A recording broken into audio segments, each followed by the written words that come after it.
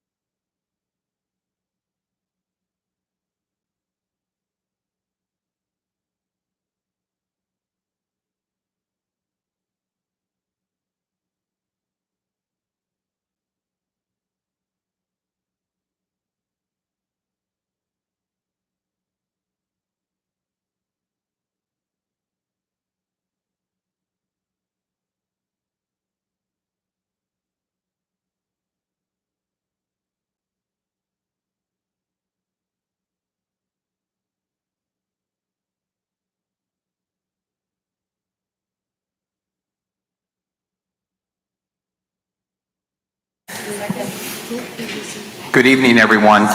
I hereby call this meeting to order at 6:02 p.m.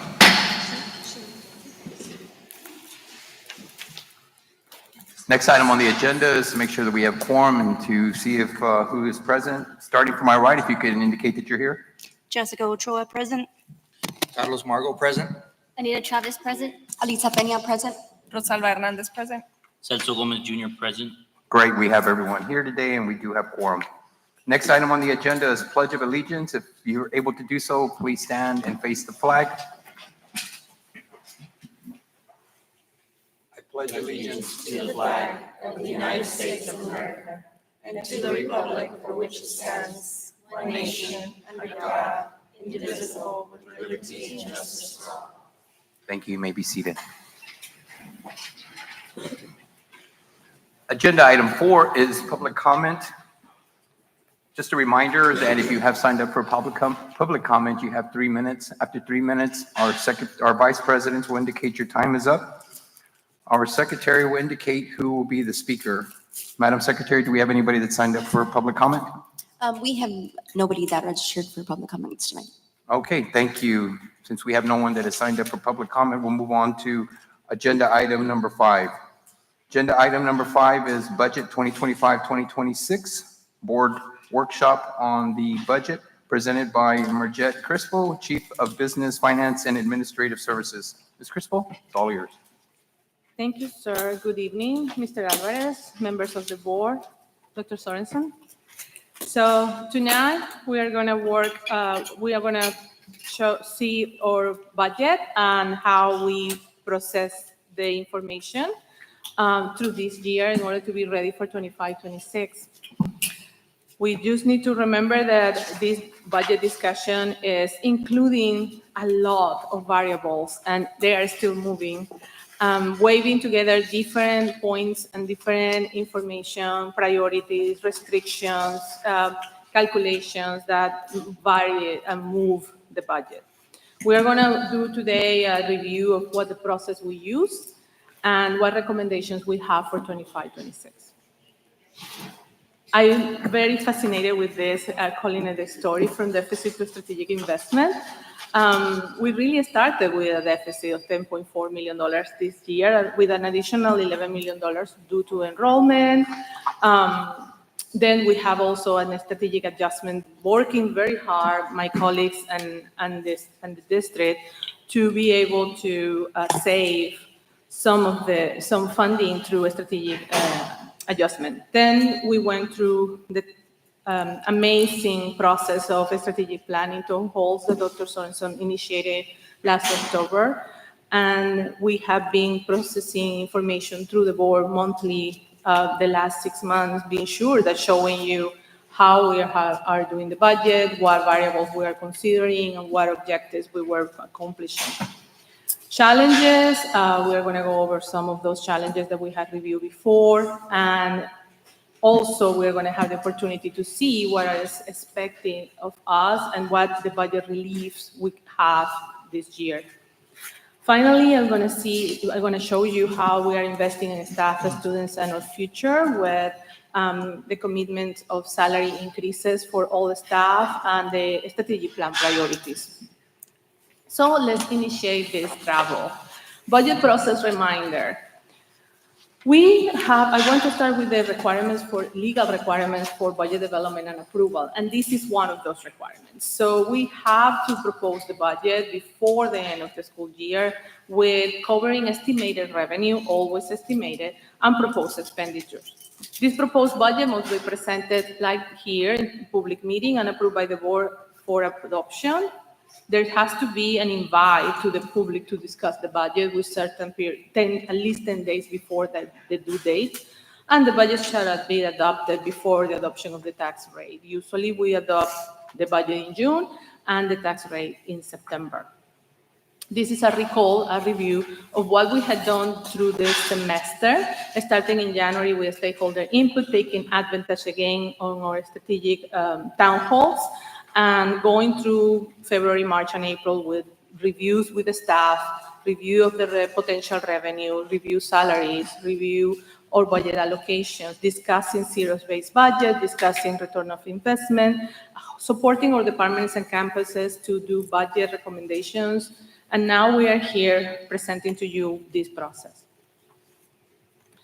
When we initiated this development, we anchored in some core commitments. Those commitments are always keeping students at the center of the budget process, empowering principals and staff to drive, empowering principals to drive campus decisions, aligning task guidance for best practices on staffing, enabling transparency around budget shortfalls, and using, of course, the framework for academic return of investment. We committed to our 4 budget priorities also, and those were very hard discussed and presented across the district with different stakeholders. First of all, invest in student achievement. That is essential for our work, is our core business. Second, balance our budget. Third, pay raise for all employees. And fourth, high quality instructional materials across all grade levels, all the schools. We also did a review of zero-based budget, providing our staff and schools the capabilities to understand how to start from zero, recognizing their needs first, what are the priorities that they have, understanding fund legislation, policy mandates, strategic priorities, all opportunities that we have based on their needs and requirements, and then doing adjustments based on what we have available and what we could or couldn't afford. And that gave us the final budget for each one of these departments and schools. Also, here a review again, we have seen this several times before, where is the comparison of our losses and our savings.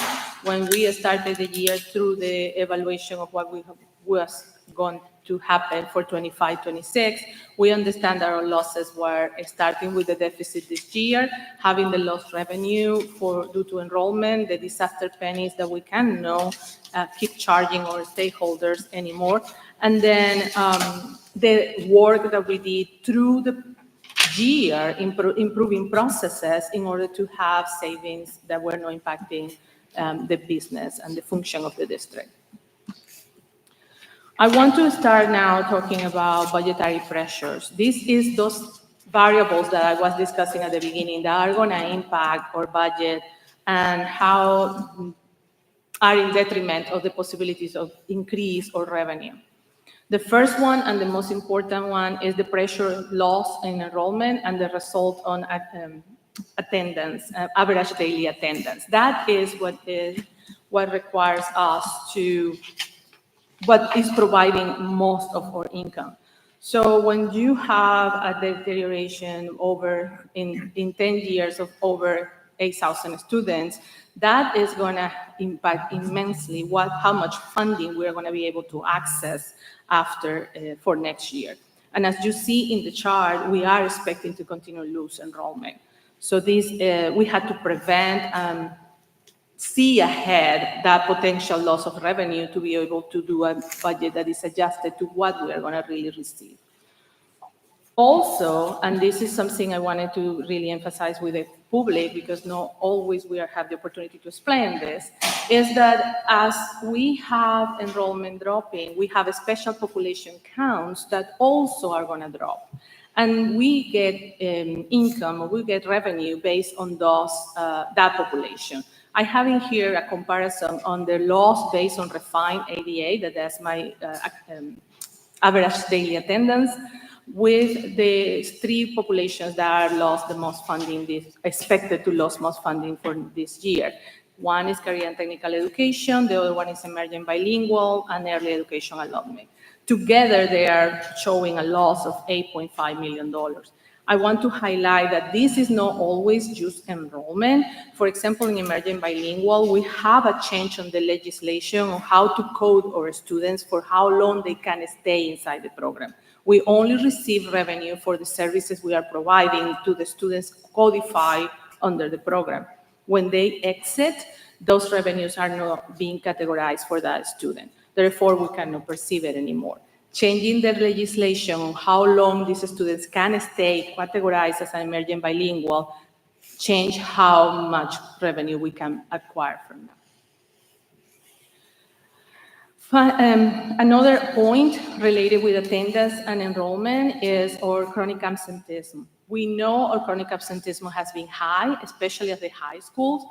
Defining chronic absenteeism, those students that are losing more than 10% of their days of attendance every year, and that is around 18 days or more per student. So you will see here that we have schools like Juarez Lincoln or Palmview that have lost more than 700 students. More than 40% of their population is losing more than 10% of the days that they should participate. Chronic absenteeism impacts our students two ways. One, they are not in the classroom. Therefore, they are not receiving the academic impact that they should be receiving, their rights to receive, but also they are missing the opportunity to learn. But the second part is we lose the revenue. And here you have the comparison between the total absences that each one of these schools impacted the budget through the year and the total impact for chronic absenteeism. I'm going to concentrate on chronic absenteeism and show you, for example, we'll go back to Palmview, that's the highest one, $396,000. How many teachers I can pay for that? How many trips to hands-on learning can we cover with those funds? How many opportunities to improve laboratories, sports venues, classrooms I can do with this?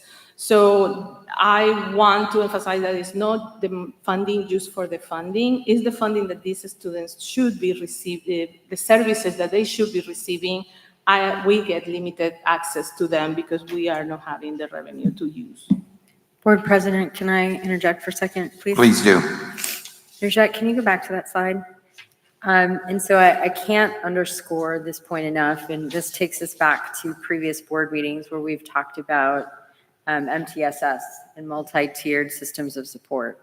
And so this is a clear example where MTSS and multi-tiered systems of support have absolutely nothing to do with special education. This is a space and place where our campuses should absolutely, unapologetically, fiercely be intervening on student attendance.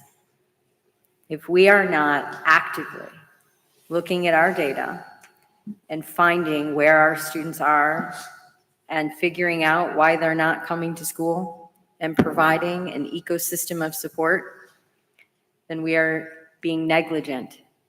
And I will use really strong words like that because our students deserve us to be intervening at that grain size, every single student, every single day. How are we noticing that 789 students are missing 18 plus? Some of them could be 25 days. Some of them could be 30 days, on and on. What are we doing at the campus level to ensure that those students are in school? And that's where MTSS comes into play, because it is about who are those children? Why are they not in school? What's going on with them? What are the systems of support that we need to provide? How do we work with the family? How do we work with the child? But we don't know that until we actually figure out who the child is and what the problem is so that we can solve for that problem. So I really wanted to take us back to a previous meeting where we talk about MTSS to highlight that, first of all, this is a space and place where we need to intervene with our children so that they are learning more, achieving more, but that also to highlight to our community that your partnership in ensuring that our students are in school every single day also matters, not only for their learning, but for our financial forecast for the district. If you look across that bottom gray bars, we're talking $1.1 million, 1.082, 1.174. And these are just our high schools. And so as the community also requests input and outputs from our financial forecast, we also ask that on those mornings that sometimes your kid rolls over and says, I don't want to go today. Because I have a teenager who sometimes says that too, that you say like, no, you're going. Because we have to make sure that they're learning, but we also have to make sure that we're aware of the fiscal impact to the district. And so next year, we're going to be doing a much more intense job, which again, you guys saw in the reimagining of positions, where we're not only adding attendance improvement specialists, but we're adding attendance intervention specialists to our high school campuses. Thank you, Dr. Sorensen. So this is the same table, but for our middle schools, and you can see here the amount of students that are missing more than 10% of their classes in here. The next is staffing, and I want to just show you this table because we know that this is an issue that when we lose students, we are expecting to lose the staff too. But if you pick any position, I don't want to, just go with educational aides or campus administration, we have not reduced more than 10% or 10% exact. But our students have been reducing over 25%. So there is no a clear reduction that can help us to sustain this. And this is not new. We have seen this before, where we have for 10 years been told that we are overstaffed and that we have to be smarter on how we do our staffing so we can provide the services that we need to provide to our students in the right way. And again, this was confirmed in our audit, on the financial audit, what we just got presentations a couple of weeks ago. where it's confirmed that we are the lowest, one of the lowest districts around the region and in the state on the student-teacher ratio. Finally, well, not finally, but also we saw this before on our QSA process where we review our quality seat analysis, and there is a lot of expenses that are related to run a building in order to be ready for receiving students. However, when we see this seat availability, most of 61% of the capacity in our schools is only used. So meaning only 61% of our buildings are being, I'm going all backwards. Only the building capacity is being utilized only at 60%, at 61%. Meaning we have 39% of our capacity not being utilized. But my buildings are being used 100%. I had to maintain them 100%. I cannot close halls. I cannot sit down and get the AC partially on. We had to clean the whole building. We had to maintain the whole building. So there are expenses related with maintenance, equipment, staffing, energy costs that have to be provided at 100%, and we are using those buildings only at 61%. Finally, health insurance. That's adding a significant pressure and stress on the budget. This is, our district does self-funding insurance, which means that we are responsible of every expense that the insurance carry. All those claims are covered by the district. This is showing a negative effect on the budget for the last 2 years. This is the negative effect audited, and this is the estimation for this year. Just to clarify, this amount is on top of the amount that we receive for our employees' premiums, their families, because our employees do not pay for insurance. So in the last 3 years, we are estimating a $21 million expense that has been above of the revenue we receive for managing our own insurance. So knowing that that is what giving us constraints, I wanted to flip now on what is helping us, what is a support for us during this process of budgeting. Anticipated, we are going to see that, first of all, the legislation. What we know for HB2 is right now for signature as of today. It has not been signed yet, but we are expecting this to be passed and be signed pretty soon. That Senate bill is increasing the basic allotment from $61.60, that was the allotment from 2019 that we had discussed before, to $62.15. That's a $55 increase per student, tied to our taxes, which may fluctuate that dollar amount later on the legislation. Also, we are receiving, which is a very good thing, an increase in salary for our teachers. For those teachers that have 3 to 4 years of experience, it's $2,500, and for teachers that are more than 5 years of experience, it's $5,000. This funding starts September 1st of 2025, and is we are responsible to provide that for this biennium, for the next 2 years. And it's also TRS eligible.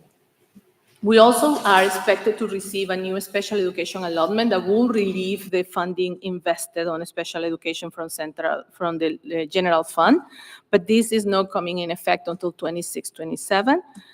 Increases on TIA allotment for 26-27 also, but we are going to be having the ability to participate on an enhanced TIA this year, which is expanding the capacity of participation for our teachers. We also will receive, and we are very excited about this, the full day pre-K allotment, which will allocate full cost of pre-K by 25-26. We also will have an increase in school safety allotment of to $33,540 per campus, which is almost, not quite, but almost duplicating the amount that we are receiving right now.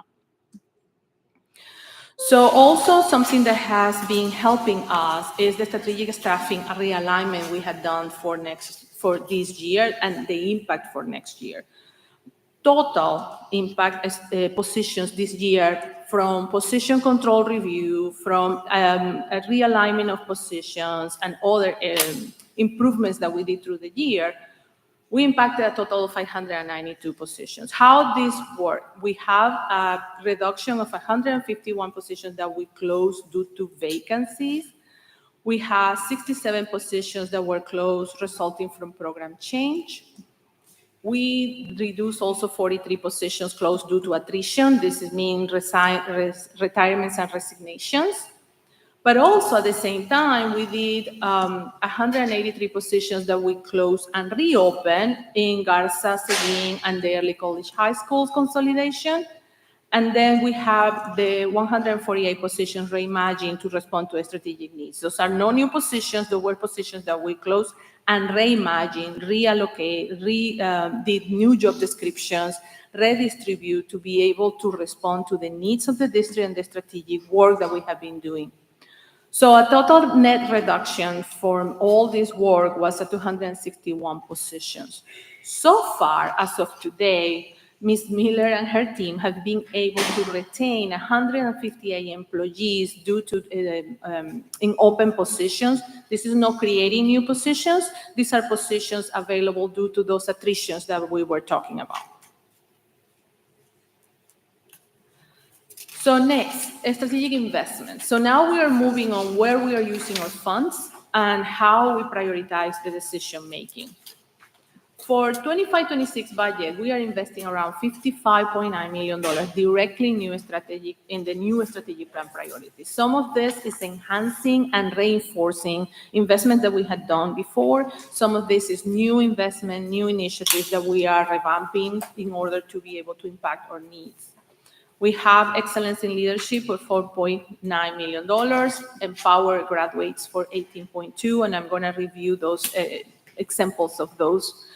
Thriving students for 14.1, community trust, unity, and partnership for 5.5, and operational excellence and financial stability for 13.2. So some examples of those initiatives. We have invested around $37.2 million in leadership and student support. In leadership, examples of that is the teacher incentive allotment, the campus support and coaching system for teachers and leaders, launching deep training on research-based instructional strategies for reading and math, which is going to support our highly qualified instructional materials, leadership partnerships, leadership pipelines like the teachers to assistant principals to principals, and teacher residence partnership that we have with UTRGV. As empowering graduates, some of the initiatives we are using and we are investing on is, of course, the highly qualified instructional materials, one of our priorities in the budget development. We are launching a PTEC pathway in La Jolla High School for health and well-being. We are reimagining college career and military readiness support for students and providing dedicated pre-K instructional assistant to every pre-K classroom in line with research-based practices. We also have a thriving students initiatives like reimagining behavioral mental health support, refocusing on support and leadership on attendance and chronic absenteeism. We saw the need. And launching multi-tier system of support framework and system of support to students with academics, attendance, and behavior, and continuing to focus on improving support systems for special education. On community engagement and key district infrastructure, we are investing around $8.7 million, reimagining all our community engagement with 21 positions dedicated to improve support and partnership in communication with our families, investing on, of course, in the MTSS framework, as what Dr. Sorensen said, in order to increase communication with parents and caregivers and impact our needs. Investment on system and strategies to increase participation and engagement of family and community in district activities. Operational excellence and financial stability. We are launching a facility master plan to ensure that we are reviewing and being clear where we are standing on our facilities. Supporting financial audit findings that we saw a couple of weeks ago, how we are going to intervene and how we are going to improve. Investing in safety improvements, investing in student technology refresh through a 5-year district-wide technology plan, and a salary increase for all our employees. Talking about that, What is our pay raise proposal? So we are estimating, based on the impact on the legislative session, and I'm going to start with that, we are required to provide $2,500 for those teachers that are 3 to 4 years and $5,000 for those teachers that are 5 years. You see in here the number of teachers that we are estimating as of today and what is the amount that they will receive. Or teachers 0 to 2 will not be impacted by this legislation.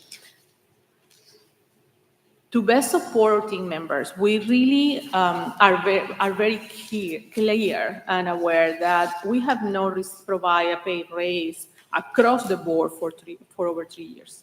So we are requesting an increase of 4% so we can support our staff, not only because they deserve it, but also to make reflective of the market and how to be competitive across the board.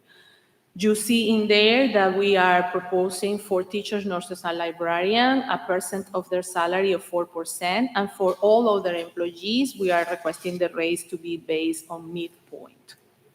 So, Mirshat, and Board President, can I interject here? Yes, please. Can you go back to a slide? So if you notice, there's 0 to 2, that 0 is based upon the legislation. Mm-hmm. Our 3 to 4 year teachers are going to get $2,500 per teacher. And that's based upon legislation. Our 5 years and above, they're going to get a $5,000 raise per teacher.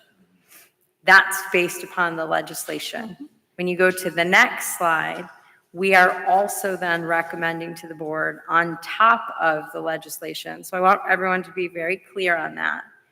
It is in addition to what we are recommending for our employees, that they get what the legislation is recommending. The legislation is mandating. Let me be clear on that. What the legislation is mandating as soon as Governor Abbott signs it. We are recommending, in addition to the board, that we also have a 4% increase on top of the legislation for our employees. So I just wanted to make that clear, and that it wasn't an either or, it is a both and. And this is going to help us also to reach all those other teachers and the nurses and librarians that were so far not included in the legislation. So I mentioned midpoint, and I wanted to do the example so the community is aware of how this works, why we are doing this as a midpoint base. Is the best practice in compensation strategy, supports equity and consistency across pay grade. It's not going to be something done hazard in impulse. It will promote fairness and standardization, so the increased amounts across roles have an equivalent amount that it can be related, and it helps avoiding compounding inequities over time. That is some of the things that we have found. So how that works? This is a visualization. This is an example of one pay grade at one point with a beginning, a midpoint, and max. That is a reflection of our actual compensation manual, and that's how it will be calculated on this 24-25 compensation manual. And the midpoint for that pay grade is $3,018. So assuming that your salary, colleague, is under the midpoint, below the midpoint, you will get your salary plus the 4% of the midpoint, that flat number, 3,018, and for a new salary of 65,272, which for you, because we are trying to approach you to the midpoint, we are trying to reward you for the work, we're trying to be competitive, we are working towards getting our employees in a better level. For you, it will be a 4.8% increase. But if you are at midpoint, you will get the same $3,018, and your increase will match that 4%.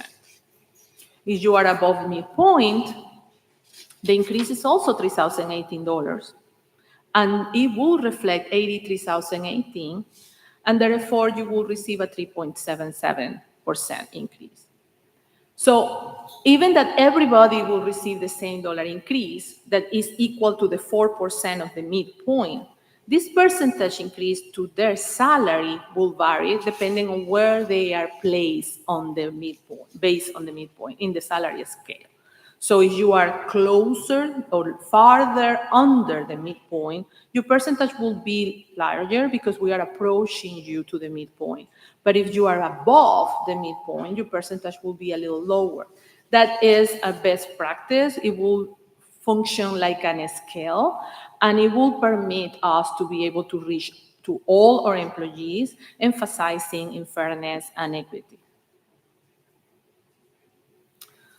Next, I'm gonna work on budget recommendations. So this is the numbers, how these will work.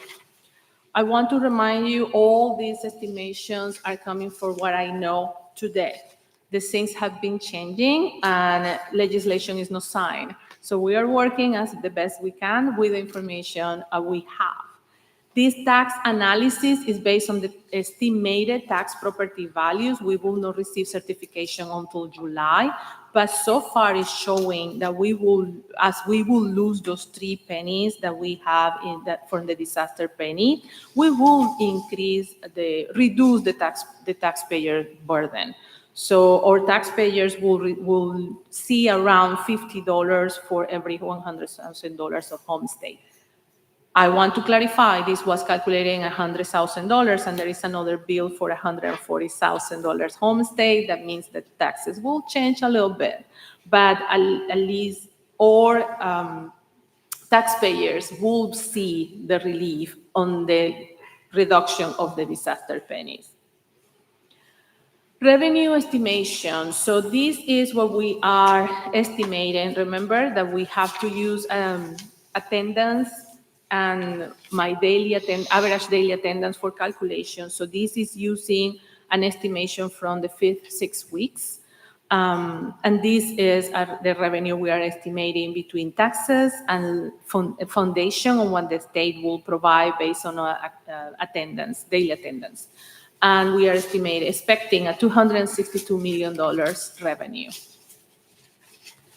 When this is the estimation for revenue versus expenses based on each one of the funds that I have to report to you.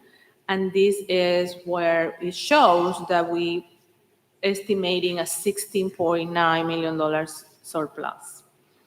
That is not including those salary increases that I just showed you.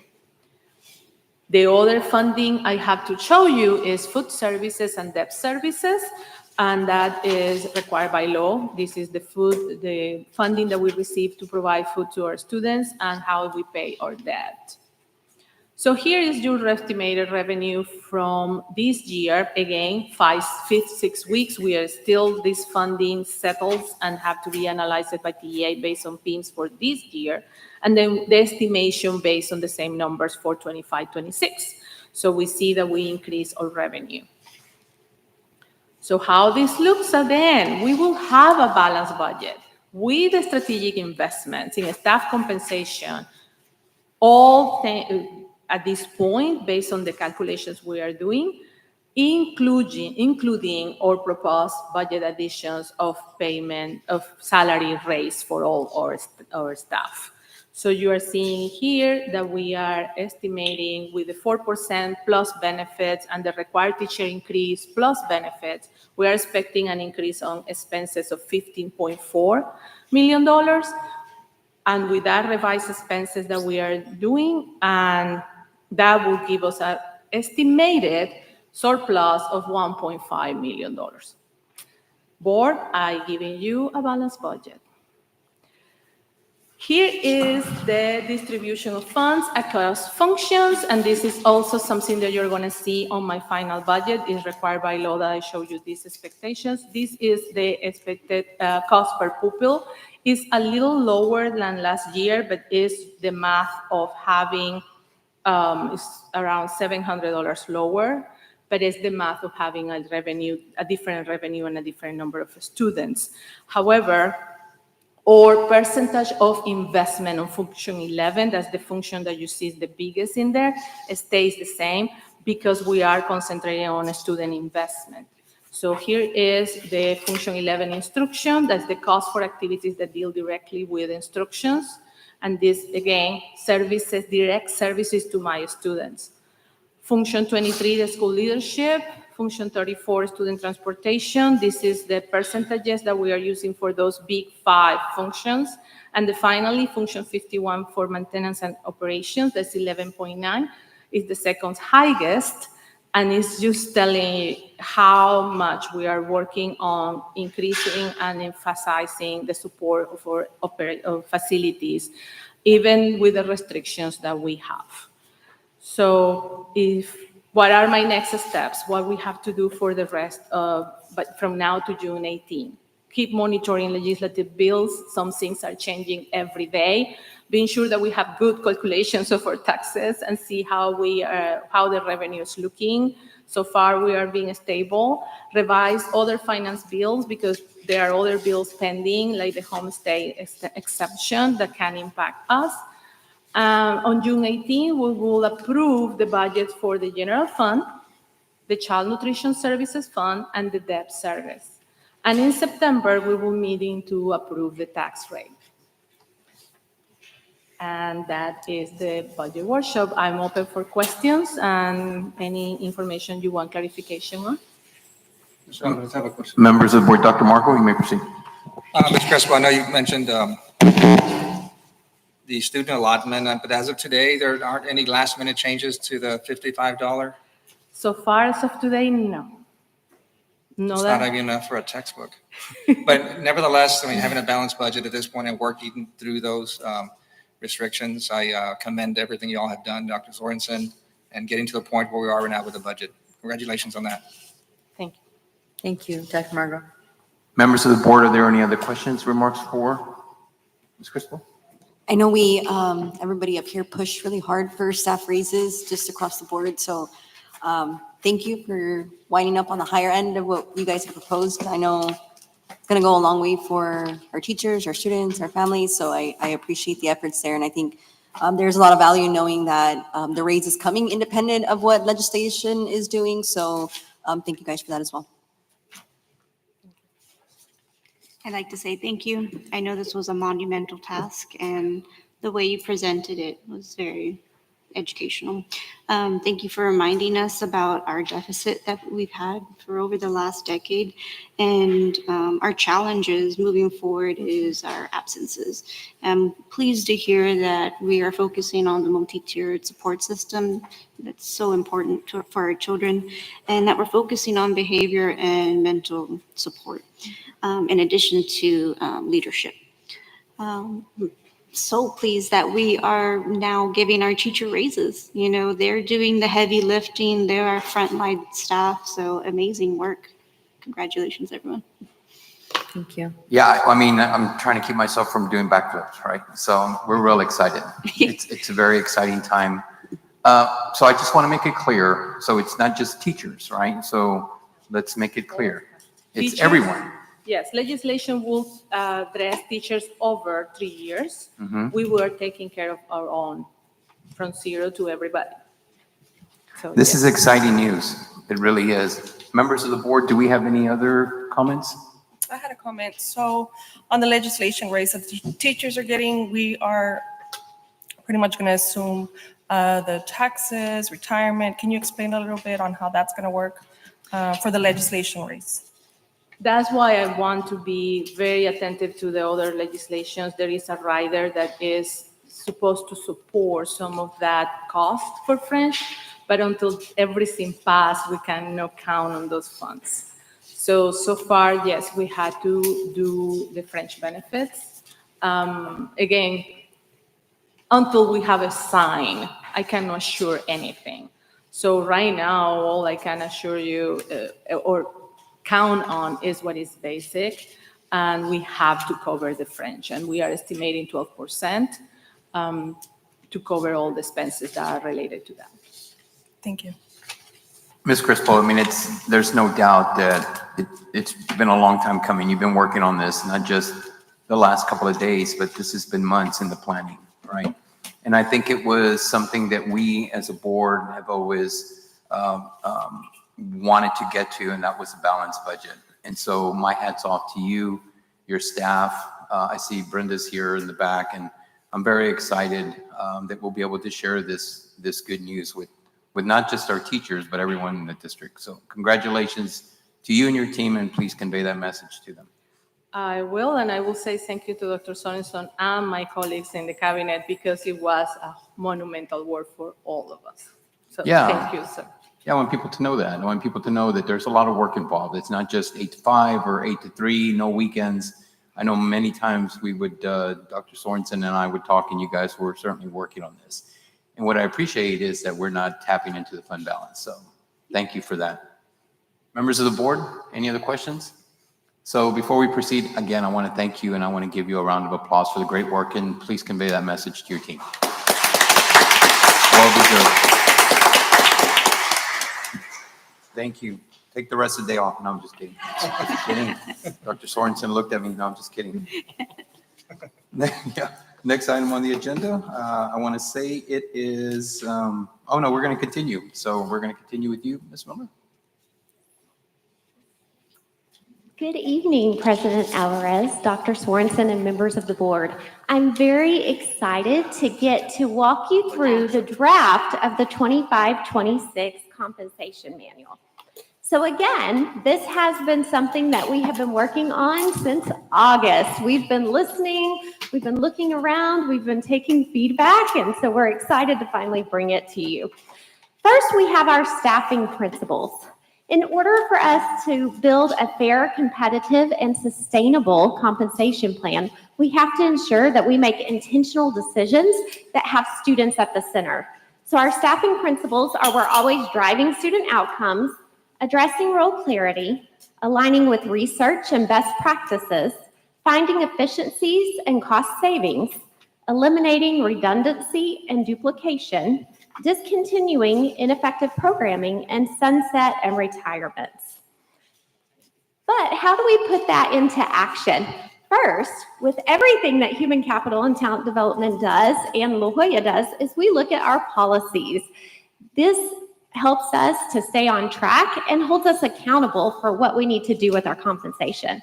We also do job analysis, job evaluation, internal assessments, market analysis. We determine base pay and stipends, external assessments, and strategic compensation, communication. We have a communication plan, and then, of course, our manual is implemented. So let's talk about some examples of our internal assessment. So in having our strategic conversations, we listened a lot and found out that with our police officers, that we need to retain police officers in our district. And part of that was they were working more days here than other entities around us. So we did find a way that we could still have coverage within our district and have their calendar updated from 244 days to 226. This was very strategic, and it supports recruitment and retention, but did not add any cost to our budget. Another example is our band directors. So as we were looking out and speaking with our band directors, we realized that they do come in earlier and that we needed to look at their pay structure. So we did move them to a longer contract, which does put them on a different pay scale. This helps because they do have more duty days, but this also goes into their teacher retirement system and they get credit for it. So it improves not only their TRS credit, but it also makes us have market competitiveness with the districts around us.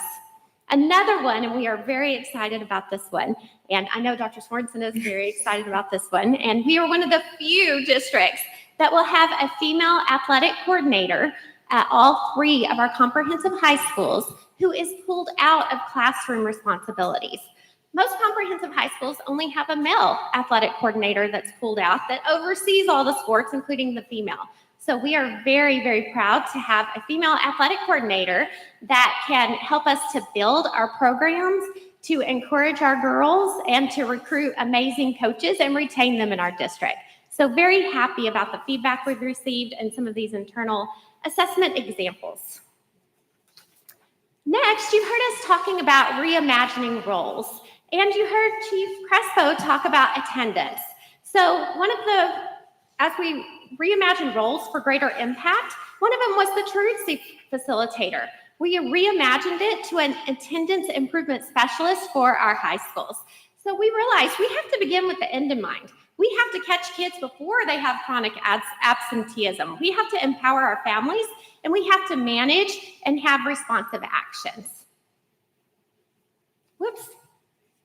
I was getting too excited there. We also did a market analysis. And if you look at this slide, this is based on 24-25 because TASB, that is the data that they have right now. But we are proud to show you, as Ms. Chief Crespo said, that we have raises for all of our employees. And this is just a picture of our first-year teachers. So McAllen is $54,000, Mission $58,250, Edinburgh $57,300, PSJ $58,300, and Sherryland $55,570. This is their 25-26 starting teacher pay, and we are very competitive at $57,200. This is $2,200 over our starting teacher pay last year. So very proud of this and all the whole hard work that has gone in to ensure that we're competitive within our region. But we want to look at some more teacher salaries. So if you look at 5 years, we were at $56,450 in 2025. With the raise and the new legislation, 5-year teacher is going to be at $64,020. So that is a great pay for a teacher with 5 years of experience. But let's go down to the 20 plus. In 24-25, we are at $63,579. With the 4% raise and legislation, we'll be at $71,122. So very excited about this pay scale. And I'm going really fast. Want to make sure we don't have any questions. Okay, next. We listened to our employees on stipends. So we listened and added back special education stipends to all certified special education teachers. When we were doing the strategic planning and listening to the community was saying this, the parents were saying this, employees were saying this, so we listened and added it back. Next, we had true collaboration with athletics and fine arts to apply stipends that will attract and maintain high-quality instructors and coaches. And with the athletics, it was budget neutral. They came with ideas, and we made it work without any increase to the budget. And I will say that athletics was very excited, and fine arts also. They feel like they were listened to and changes were made because they helped us do it. And it was a labor of love, but it was very excited, and we're excited to bring it to you. And now we are in the top 5 within the region among districts that follow TASB guidelines. And I do have to say, we are number 1 on mariachi. And for Gorgo, right? Yes. So we're very excited about our stipend structures.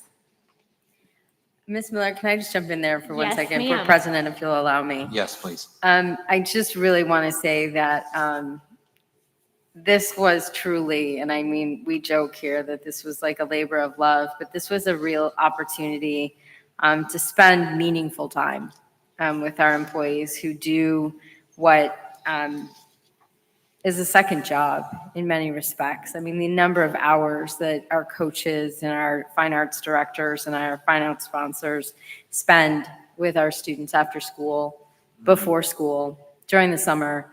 I mean, our summer athletics program right now is just thriving. I mean, I get pictures every day from all of our campuses of the number of kids that are out there. And they're so proud that they're, doing this summer. It's incredible. I actually just, got some texts today with pictures of what's happening at Palmview America.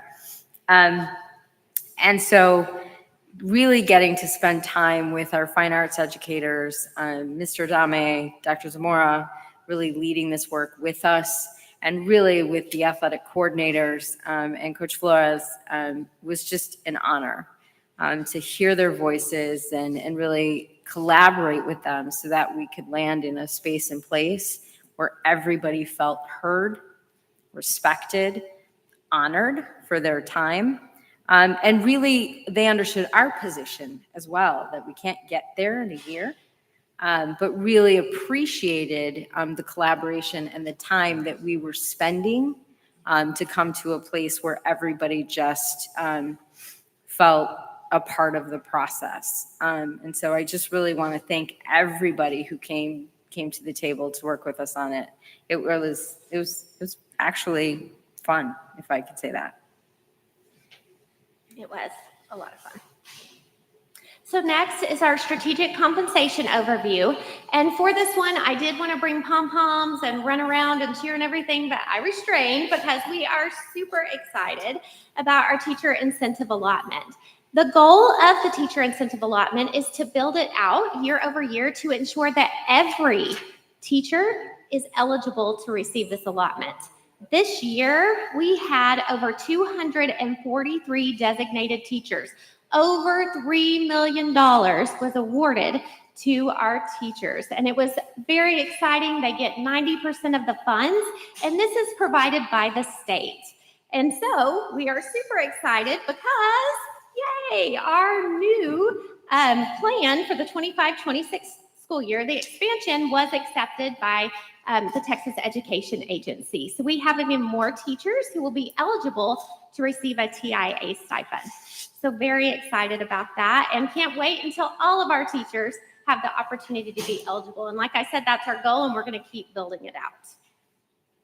And Ma'am, before you go, Ms. Miller, I mean, Yes. can you elaborate again on page 57 where the young lady is? I mean, can you elaborate for the audience that may be listening in and for those that may not understand what exactly we did? I mean, this is huge. I mean, this is huge stuff for those folks. And how long are they receiving it? Is it a one-time? it is not Please one explain that to our audience, what it Yes, is. so we did have a big check presentation. It was very exciting. There were tears, just an amazing night. Some teachers will receive an allotment of over $26,000. And this is for 5 years.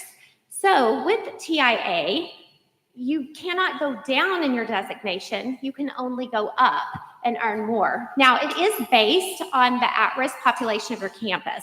So it could vary a little bit if you go from one campus to another, but for 5 years, they receive this, and they always have the opportunity to be eligible for more. So you only go up. So super excited. And like I said, it was an amazing evening with tears and lots of family there. They did have pom-poms. Everybody had them.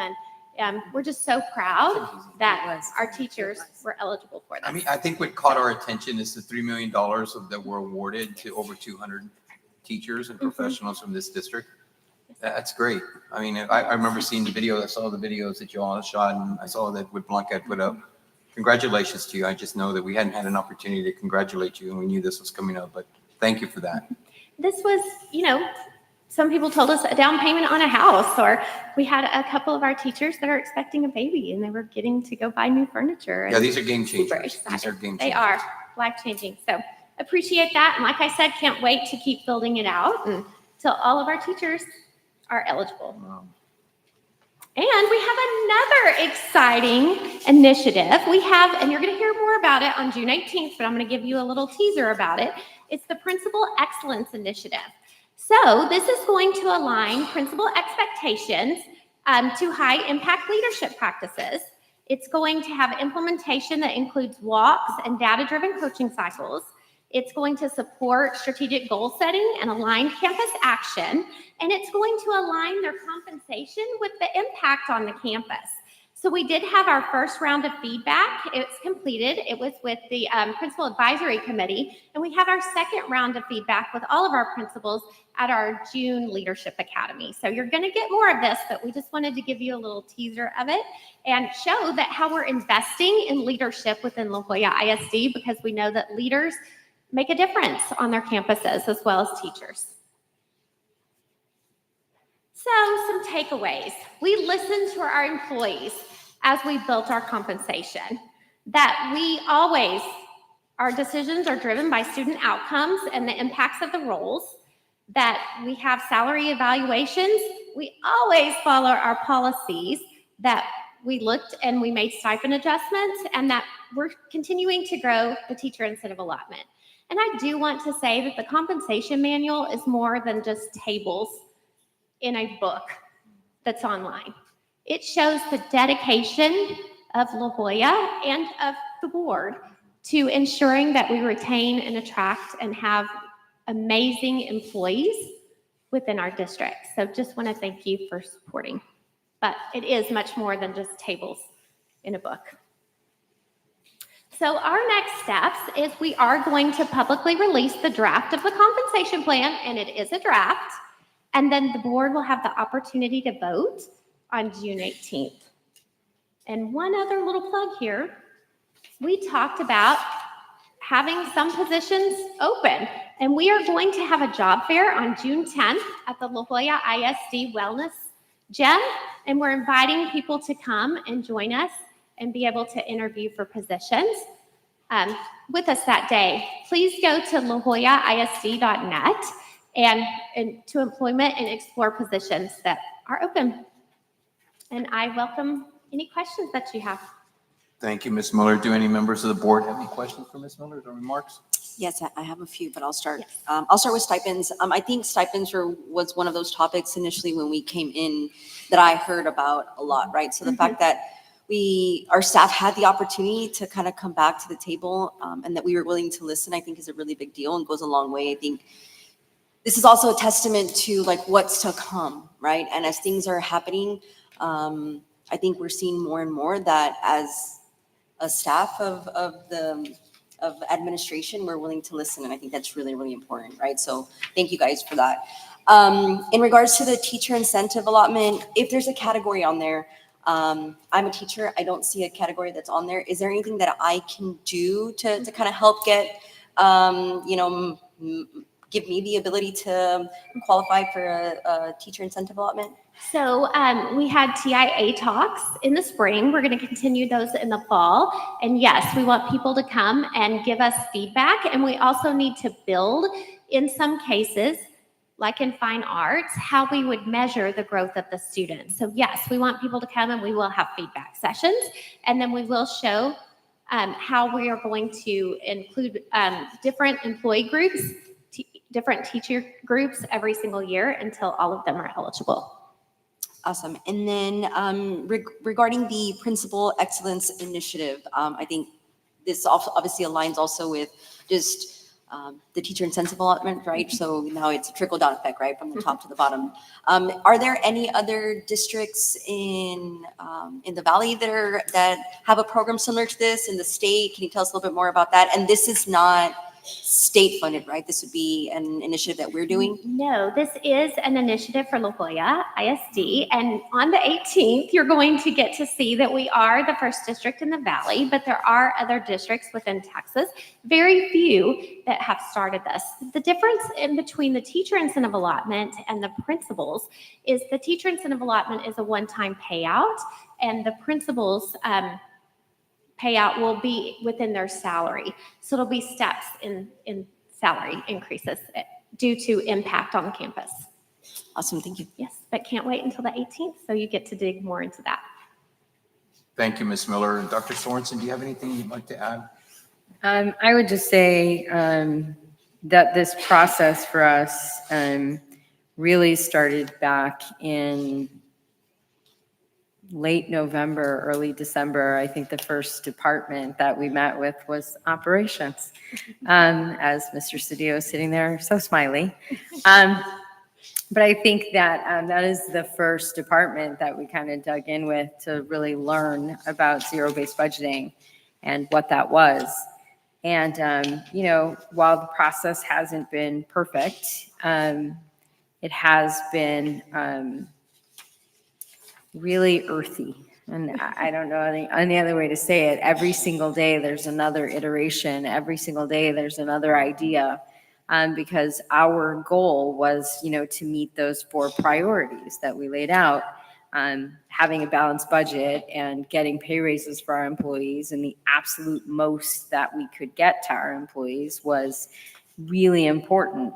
And also making sure that we kept students at the center of every decision that we made was also incredibly important, as we know that, that's why we're here.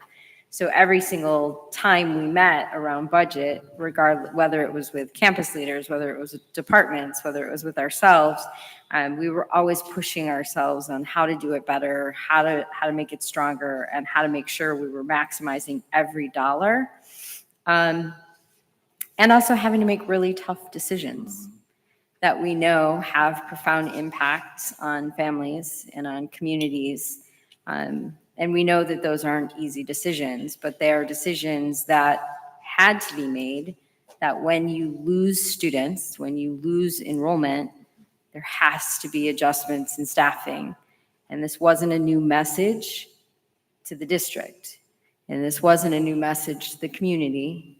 It just was on our doorstep to now actually take action on. And we don't take that action lightly, ever, because there is a human impact at the every time we have to make that decision. And so we want the community to know that, and we want the board to know that none of it is taken lightly, or not without a heavy heart. But we know that we have to get dollars back into the classroom. We know that we have to get dollars back into our facilities, and we know that we have to get dollars back to our employees by the way of raises and stipends in order to retain them. And so there are hard decisions that come with that, but the team worked very hard. And so thank each and every one of you for your blood, sweat, and tears. And I appreciate the board's support throughout. I know that we kept you abreast throughout, but I am very pleased to present you not only board president, a balanced budget, but a balanced budget with a surplus, sir. So thank you. Thank you, Dr. Sorensen. I knew you were going to tell me that. Again, congratulations to you, Ms. Miller, and everyone who's done a presentation as of right now. Joseph, you're next, so I hope we can continue the great news that we're hearing. We can indeed, sir. All right. So good evening, Mr. Board President, members of the board, Dr. Sorensen, and La Jolla ISD community. I'm pleased to bring you updates to policy EA local education philosophy. So this is work that we've been doing all throughout this year. And so this evening on the agenda for your consideration and board vote is codifying some of this work that we've been doing over the course of the year. So policy AE local serves as the foundation of our district's educational philosophy. It communicates our core beliefs and goals for education and is emphasizing high quality instruction, student achievement, and preparing every learner for lifelong success. This update is part of our continuous improvement efforts aligned with Lone Star governance and our systems of great schools work. Notably, this policy, AE local, hasn't been revised in La Jolla ISD since January of 2014, making this an essential and timely update. So, of course, our work is guided by our Lone Star governance framework, which emphasizes student outcomes and strategic leadership. This policy revision reflects our commitment to that framework and to ensuring our governance practices are aligned with our educational mission. Our work is guided again, La Jolla ISD's vision, reaffirmed by the board on October 2024, is clear and powerful. Educational excellence is the right of every student. This vision drives every decision we make, and it's the cornerstone of this policy update. At the October 23rd board meeting, we also approved our new mission statement. Our mission is to empower students to become critical thinkers, visionary leaders, and active contributors to the community. We believe that educational excellence is a shared responsibility, and this mission is reflected both in our daily work and in our long-term goals. Also on October 23rd, 2024, we approved our student outcome goals.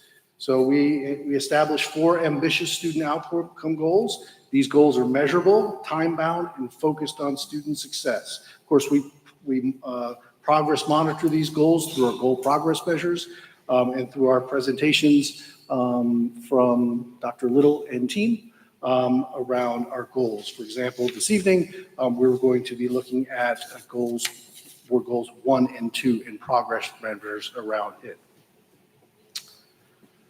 On November 20, 2024, the board approved the superintendent constraints. Superintendent constraints ensure accountability. The superintendent is held to 3 key constraints: no conditions that decrease student achievement, no harm to students with disabilities, and no actions that compromise transparency or trust. These constraints ensure leadership decisions always prioritize students' well-being and the community's trust. Similarly, on November 20th, we passed board constraints. The board is guided by these constraints, at least those being at least 50% of the public meeting time must be focused on student outcomes. So 2 presentations from now, I will come back and do our time use tracker report and have some happy news around that and that particular goal constraint. Communication must align with board actions. Board members must not give operational advice to staff. These constraints reinforce our governance role and help maintain a clear focus on student achievement. As part of our Systems of Great Schools, we've adopted a North Star goal to increase the percentage of students attending A or B campuses from 84% in 2024 to 90% by the start of the 2028-29 school year. This goal aligns with A local policy and reflects our commitment to equity, and excellence across all campuses.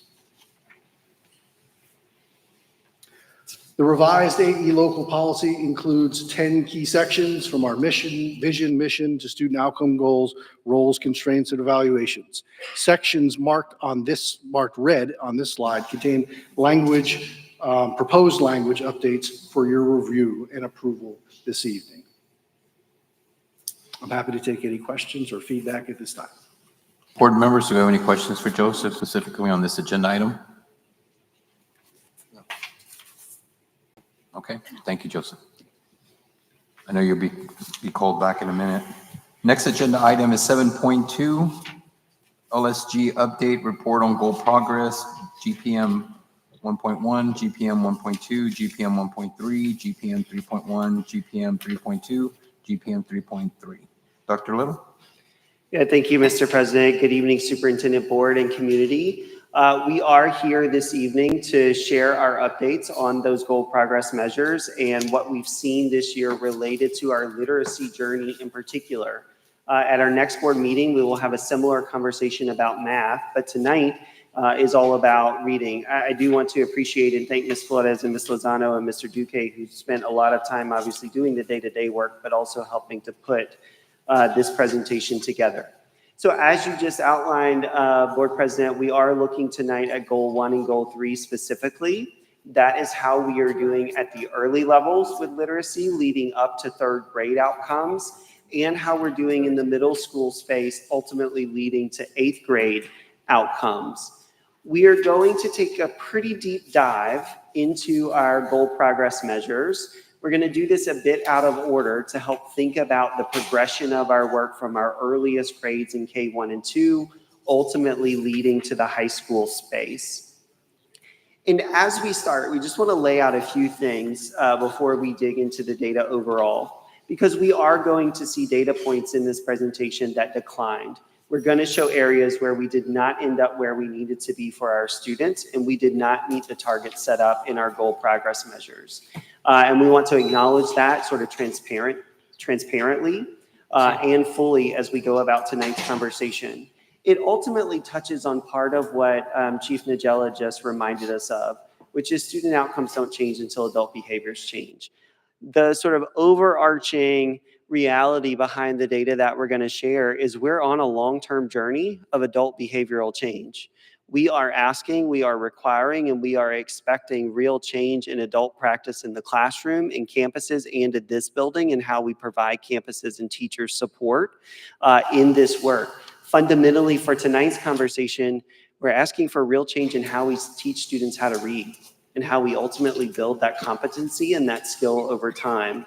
So we'll see in the data that we haven't made all of those changes that we need to, that it is a longer journey of adult behavior change, and there are things that we at the central level have to continue to get better at in terms of how we provide support and structure for classroom teachers and campus leaders to really be effective at this work, to get to the student outcomes that we are expecting in our goal progress measures and our goals.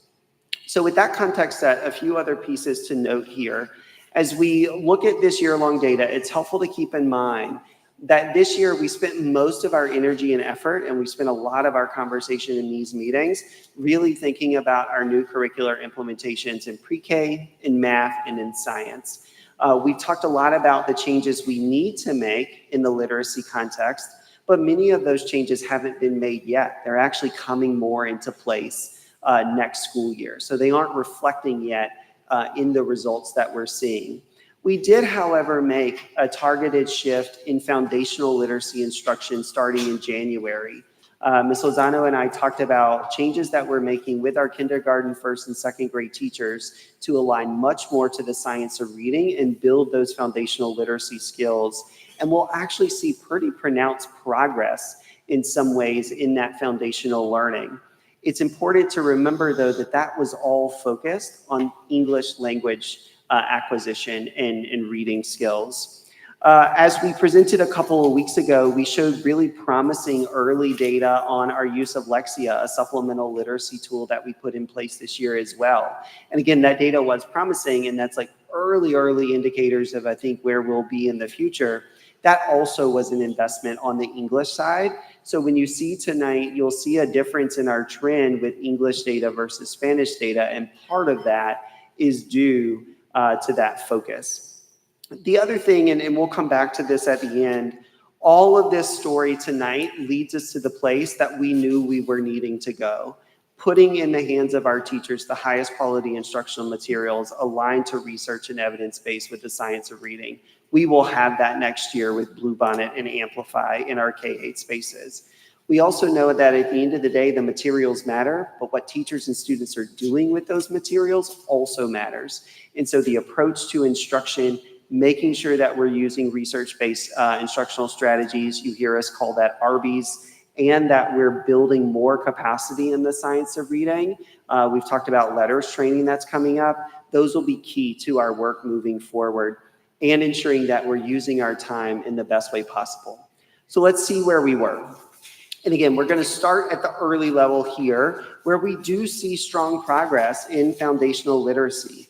As a quick reminder here on simple view of reading, reading is super complicated. It is not something that we just inherently are able to do. It takes really detailed, explicit instruction and practice. And part of that is in word recognition, being able to associate letters and sounds and words with meaning, getting to a place where we're also building more comprehension. Those two together, again, in this simplified form, lead to reading comprehension. What I'm going to show you over part of this data set is we're getting better at some of that word recognition. We're getting better at some of that language comprehension. It's not enough yet to show up in grade level results as we've outlined in our GPMs. Remember, those are grade level outcomes, not foundational level outcomes, but this is the path we have to take to get there. And let's actually illustrate that with a real example from first grade. On this slide, there's a couple things that we are trying to call out, and I recognize certainly in the room it may be a little hard to see, but on the left hand at the beginning of the year for a first grader coming in, so third, fourth, fifth week of school, first grader is here, and we did the beginning of year map assessment. This left-hand picture shows the type of question that first grader had to get correct to be considered like on grade level or average achievement for that point in the year. A couple things to call out. One, visually, you see there are not as many words in that question as there are in the passage to the right at the end of the year. So the overall complexity of what they have to grapple with is very different. The other key thing here, and it's in the red box on the image, at the start of the year, that first grader is actually being read that question. This is ultimately a listening comprehension question because they're not yet fully expected to be able to read that on their own. So they get to listen to this and then answer the question. By the time we get to the end of the year, that first grader is no longer able to listen to that. They have to read it independently. They have to be able to do the decoding work required to get to that comprehension. And they got to be able to track the information and comprehend it to answer that question. So the level of expectation, the level of rigor required is dramatically different. That shows up in those number ranges on these images as well. On the left, at the beginning of first grade, you see these numbers 141 to 150. That shows the measure of difficulty of that type of question. By the end of the year, I have to make a 40-point jump to a higher level of difficulty to still be considered on grade level as a first grader. So again, as we go through much of our data tonight, I want us to keep thinking back to this example, because what we're not saying is that students in La Jolla ISD learn less over time. That's not the story of the data. What it is saying is that they learn more. We just didn't learn enough more to keep pace to where we needed to be to ultimately improve on grade level outcomes. And so again, quick reminder as we start to look at GPM 1.3, which is our foundational reading fluency data. We have these foundational skills on the left. If students don't have those mastered, if they can't decode, they can't handle phonics tasks, they are not going to be able, rather, to get to oral reading fluency. This assessment, by the way, starts with sentence fluency. So the first type of question that a student gets when they begin that reading fluency is a sentence fluency question, where they have to read a sentence and match it to the right picture. If they get those questions wrong, the assessment routes them back to foundational literacy. We're saying, hey, you don't have all the building blocks you need yet, so let's go see where you are in that foundational literacy space. If they get that sentence reading or that sentence fluency question correct, it says, hey, you actually do have enough of those building blocks. Let's see if you can handle more complex reading passages. And that's what gets us to the oral reading rate. So to quickly compare where we were beginning of year to end of year on foundational skills, you saw a version of this slide at the middle of the year. A quick reminder, blue is beginning of year, red here is end of year. And we want to see this go down over time. We want to see fewer students still in the foundational space. So these bars should decrease. We see that happening in kindergarten in both languages. We see that happening even more in first grade. What we should also see is that happening in second grade. So on both this slide and the next one, you'll see in our second grade space that we still have too many students in that foundational space working on those skills and not yet getting to the level of sophistication that they need in overall literacy and reading comprehension. On the other hand, we should see our oral reading rates go up over time. So these work as a seesaw. As foundational gets better, oral reading rates go up. So we see that increase happening in kinder. We see it again even more in first grade, but we see some of that regression here in second grade. Again, back to our example, that means we've got to be able to handle more complex things along the way, and that's part of what's showing up in the data. Ultimately, if we were to draw a nice line through like third, fourth, and fifth grade, you would just see these steadily rise to where ultimately in the third and fourth grade space, we want to get to a place where every student has the skills and knowledge to be at oral reading and is no longer having to grapple with foundational literacy concepts. So all of that wind up to get us to GPM 1.3, which is specifically related to sentence fluency. Again, similar charts here to what we shared at the middle of the year, just to reorient us quickly. We're looking at English and Spanish data. So some students are taking this assessment in English and we're gauging their English acquisition and skills. Others are doing it in Spanish. On the left, we have English. On the right, we have Spanish. The first donut chart is where we were at the beginning of the year. That's the one with gray and blue on the English side. Again, we're looking at students who are meeting or exceeding those expectations for sentence reading fluency. And then the next one where we see more yellow, green, and blue is the progress indicator or lack thereof potentially. In this case, it actually does show progress. We had a slight improvement at the meets plus level here of 2 percentage points in English. You see that as we look at the green and blue combined. But the other thing I would note here is that yellow, while not at the grade level sort of standard, does show students making progress in their foundational skills because they went from not sort of registering in that question to now they're showing up as on the path to meeting or exceeding those expectations. We see that even more in Spanish for kindergarten, a 12-point improvement here at the meets plus level. And again, all of that gray has disappeared by the time we get to the end of the year. First grade looks even stronger. On the English side, we saw 6 points of growth. Spanish, double that at 12 points. I do want to pause and say, like the red here again is a mixed indicator. We want our students ultimately to be at that grade level standard in the green or blue color, but the red shows students who've also made it to the level where they get to grapple with those questions. Even though they aren't on grade level with that task yet, they're close enough that they actually get those questions on the assessment and get to start tackling those challenging skills. Spanish, same thing, more improvement here. Red, while not on grade level, does show progress overall of moving more students into this space. And then even more pronounced at the second grade level. Here, we've got double-digit growth in both English and Spanish, over 20 points in English, 30 points in Spanish. The other thing I'll call out on this slide is we got these in-count numbers at the bottom. You see in English, we went from 365 to 646. That's showing that we almost doubled the number of students who were at that Needs Plus level in the second grade space in English. Spanish, similar growth there, really strong from the 200 range into the upper 300 space. So as we start to pivot here to look at like grade level achievement and move from MAP reading fluency into the formal MAP assessment, we are seeing growth and progress. We are seeing that students are building more foundational skills. We've got to do more of that to get to the place where we need to be at a grade level standard. And that's what we really want to dig into next. And that's where you're going to see some declines across the board. So first, a few points of analysis. So as we look at this data, again, it is definitely not what we want or need to see. It's not what our students need from us as well. And we certainly stand here humbled by the fact that this is where we are as an organization. It is also part of the journey that we have to be on over time to improve outcomes as we improve practices. I mentioned some of this at the start, but a quick recap here in terms of analysis and explanation for what we're going to show. Again, most of our effort here has not been in the literacy space. Therefore, we're not expecting as much behavioral change, to go back to that slogan, here in literacy instruction as we were expecting overall in math.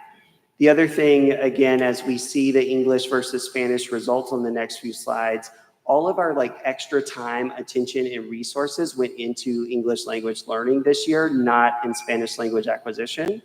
That is something we can certainly fix and improve moving forward. And then all of the training and resources that we are working to provide thus far have been at the leadership level. So campus principals have gone through this training. APs actually spent yesterday and today going through part of this training. Classroom teachers have not felt or experienced that yet. They will coming up this summer and into next school year. And then our new curriculum will certainly help as we move forward. I will say, and to parrot the superintendent in a moment, you certainly chime in if you want to, we do not want you or the community to think that we are excusing this data by what we're saying in the analysis here, but we do owe explanations for it. Whether it goes up or goes down, we should always be able to attribute the reasons why we got there to be able to know what we have to do better moving forward. Each of these things provides an action that we can and will take as we move into next school year to show improvement, both in what we do every day to support leaders and teachers and to help them improve their practice in their buildings and in their classrooms. Board President, may I? Yes, Dr. Sorensen. So I met with principals today because we went through MAP data. They had MAP training today and they have MAP training tomorrow. And so the conversation that I had, because they obviously will be standing in front of their staff and having these type of conversations. I literally said, I think when we see data that is disappointing, we have two choices. We can either point out and say it's because of, with all these external reasons, or we can point it ourselves. And so as leaders in the district, it is imperative that we own the outcomes. That is the only way that we as leaders grow and improve. We have to look at what our systems and structures are as we support leaders, as we support our teachers, as we ask our system to learn new ways of teaching. These are systemic shifts. We are asking people to fundamentally do things very, very differently. That is not an excuse. That is a reality. And so in that, we have to very, very stringently look at ourselves first and say, what supports did we provide? What did we do? What did we not do? What were we clear about? What were we unclear about? And what do we need to do differently next year? Because I've said it my entire career, and I will say it until I am no longer doing this job. These are not just data points. Behind every data point is a child. Data points are not just data points, they are children. Behind every data point is a child. And so for every data point that doesn't move, that is a child that doesn't move. And that is a trajectory that we are impacting. And so as I stood before the principals today, I said, we have two choices. We can either go like this, and we could say, oh, it was that classroom, or it was that teacher, or it was that grade level. Or we could say, what did we do? Or what did we not do? And what do we have to do differently? And so I think that, again, as we go throughout this season and as scores continue to come out, we have to continue as a system to not only own the learning curve that we will see in the data, but also continue to have conversation as leaders and model what that conversation looks like, not only now, but moving forward and moving into next year. Thank you, Dr. Sorensen. Again, as we look at the results, we want to come back to a few key concepts. One is we have to accelerate growth to actually improve achievement. You've seen this slide a lot. We know that it's my favorite sort of concept in slide here as we look at the data. We want to be on that upward growth curve. I want our students to grow more than anywhere else in the country so that we can get better overall at their outcomes. If we maintain their growth and they just meet what they're expected to do, they're still growing and learning more, but their relative place in achievement doesn't change. That's this flat line. And then what we're going to see in many of the contexts tonight is this downward slope.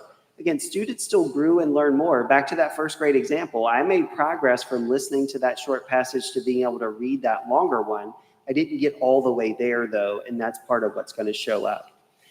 The other thing quickly, and I appreciate Mr. Duque put this together to help visualize this, as we look at our early grades map data, it's not aligned to STAR measures. So we're not talking about approaches, meets, and masters here in the way that we get the results on STAR for third grade and up. We're really looking at how we situate our achievement and growth compared to everyone else in the nation who took this assessment. So these percentiles really are what we're focused on. And we set our GPMs to say we want to be at or above the 50th percentile. Another way to say that is we want to be at or above the nationwide average in the results. So here we go. Starting with first and second grade, we have split this out intentionally to show English versus Spanish results. So English in blue, Spanish in red. We're looking at beginning to middle to end of year trends here. First grade on the left, second grade on the right. And let's take first grade quickly as an example. So look at that blue English line. We sat here in February and gave our middle of year presentation and said, hey, we went down from the beginning of the year. Part of what we said to you and part of what we'll continue to say is that's not totally unexpected from beginning to middle of year. But what we should ultimately see is enough growth and improvement by the end of the year that we got better overall. That's not our story yet in this data. What we did say, though, when we talked about that in the middle of the year is we're going to make that foundational literacy change in kinder, first, and second. Look what happened at the English data from middle to end of year. It's stabilized. We didn't lose any more ground in that space. We didn't always gain, but we at least kept our achievement where we were. So those students were growing enough to stay where we were overall. We didn't make those similar shifts in Spanish to the point that we made multiple times about changing the way we approach instruction. Just like we mentioned in the last Lexia presentation, we've got to do more small group targeted work with our students. We do have some resources to help with that in Spanish, but we didn't emphasize that as much. We see that continued to decline overall. So part of this story is, hey, when we do focus on the right practices, we will start to see results. We've just got to make that consistent across the whole system and elevate the level at which we are doing those things. Second grade is a little better in the English context. Again, we went down by middle of year, but we actually grew from middle to fall. That is that upward growth curve that we want to ultimately be on. Like, we grew so much, we changed our achievement level in English from middle of year to end of year. Again, same story overall here with Spanish continuing to go down. While these are not part of our GPMs, we did want to, again, be transparent about the whole story. So quick look at third, fourth, and fifth grade. These V-shaped sort of curves, again, typically expected. You might see some regression at middle of year, and then we want to bounce up at the end of the year. Overall here, both English and Spanish have a stronger story than we saw in first and second grade. We're seeing improvement other than Spanish in fifth grade consistently from middle to end of year. What we're not seeing is enough improvement to actually get better than where we started. So again, students weren't able to fully handle those much more complex expectations by the end of the school year. That leaves us with our GPMs being off track. We have this year used a very rigorous method to status our GPMs, requiring not only the district to meet the target, but every campus to meet the district target as well, along with every student population. I believe we will spend some time this summer as we reflect on our work this year and what we need to do moving forward to talk about whether this indeed is the best way to recognize the work that our campuses are doing in these statuses. But as we wrap up, we're going to continue to use that same approach this evening. So as we look at GPMs for goal 3, again, all are off track. We will start with our typical slides here. Again, going out of order to look at K2 students first. That top set of line graphs, the black is overall, the blue is covered up, but that's English. You see a little bit of the red, which is Spanish. That doesn't look too bad as an overall image. Like, we didn't do very well fall to winter, but then we saw a real growth from middle of year to end of year. That goes back to all of those donut charts that we showed. Students are making progress in their foundational skills. We didn't make enough growth to meet our overall target as a district. At the bottom of the slide, though, where we always break out campuses, just visually, you can see that those black bars, which are end of year data, consistently higher across the board. So every campus but one made enough improvement here at the growth level to actually improve overall achievement in foundational literacy. In grade level results, though, again, we see what we broke out before, still showing you English in blue, Spanish in red. The black again here is the overall district. Because our Spanish results really went down, that pulled the overall number down. You can see that there's a greater mix here at the campus level, where most of those black bars actually are lower than where we were at middle of year, or certainly where we were at the beginning of the year. And then second grade is a similar story here. Not as severe drop off as we saw in first grade overall, but still lots of room for growth and improvement. Now we're going to shift up into the middle school space as we wrap up. Again, these also officially off track. The one thing I would call out here is we're moving from that percentile comparison to the nation's results to star equivalencies of, did our students get the score they need to be equivalent to meets or higher on the star result. Overall, these are better results than we saw at the early elementary levels in terms of the variation over time. They are still not where we need to be to reach our targets and to serve our students well. Sixth grade, you see that we went down from 40 at the beginning of the year to 37. We did maintain that 37 from middle to end of year, so we were at least able to hold steady, but didn't make enough growth to get better. If you look at the campuses, I want to call out signs, the third group of bars from the left, like steady state improvement over time. That is the image that we want to see for every one of our schools. We're getting better every time we do this, and ultimately getting to a much higher level of achievement for our students. The other thing to note, though, science is still well below that dotted line. So again, as we think about statuses, as we think about how we really recognize and appreciate all of what our campuses are putting in, By this measure of growth, Signs did really well. They're still far away from where we want to be as a district, but how do we better recognize and appreciate that journey that school in this example was on? Seventh grade here, better than sixth grade insofar as we improved over middle of year. So we had a 3-point gain from the middle of the year. Still didn't quite make it back to that beginning of year result. These campus level results are a bit more jagged, like there isn't that beautiful sort of stair step overall, but we actually see Memorial started above that district target and stayed above it by the time they got to the end of the year. And then eighth grade, this is the second rosiest of the data points that we have tonight, where we do show some growth over where we started at the beginning of the year. 1 point here from 51 to 52, but we made that gain at middle of year, and then we were able to keep pace to keep that level of achievement by the time we got to the end of the year.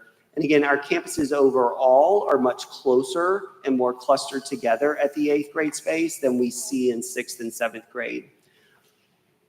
One last thing, as we look at high schools, again, not officially a GPM, but as we're trying to show the whole continuum here, blue line at the top is where we started the year at BOI, and black is where we ended the year with our MAT results. We see for English 1, 2, and 3, we had improvement over the course of this year. So we increased achievement in all 3 of those levels. English 4 did go down a bit. That is a senior level course, so those students were wrapping up their last year of high school, so we do see some drops there. And similar to what we called out for Signs earlier, I'll point out the second group on the left at the bottom, which is Juarez Lincoln. We've had an opportunity to shout their praises several times throughout the year, and we'll do so here again because look, they made progress every time, and that data went up and up throughout the year. And that's certainly what we want to continue to see and expand in practice across the board. So finally, to close us out here, some of this is a repeat of what we've told you before is coming, and that is this real focus shift in instructional practice and in instructional approaches when it comes to literacy. That will be supported through our new curriculum with Bluebonnet and Amplify. It will be supported through a lot of professional learning and training that our teachers and leaders will continue to go through, not only in the next school year, but some of this is actually an 18-month process that'll carry into what is year 3 of our Lone Star Goal journey. And at the bottom here, really getting to the point the superintendent made earlier, we've got to get better at how we help campuses and teachers get better. We are spending a lot of time this summer really rethinking and rebuilding how we support campuses, how we provide direct coaching to leaders and teachers so that they're better positioned to do the behavioral change work and the systemic shifts that have to happen next year in this literacy space. So thank you, board, for letting us lay that out. Members of the board, do you have any questions for Dr. Little? I have a question. Would you be able to maybe give some insight, Dr. Little, about what sort of preparation or training days is going to be given to teachers for this new HQIMs before the school year, if any, and then also during the school year, if they have any concerns or about the... Absolutely. So we rolled out more than a month ago, actually, our summer professional learning catalog with expectations by grade level for teachers.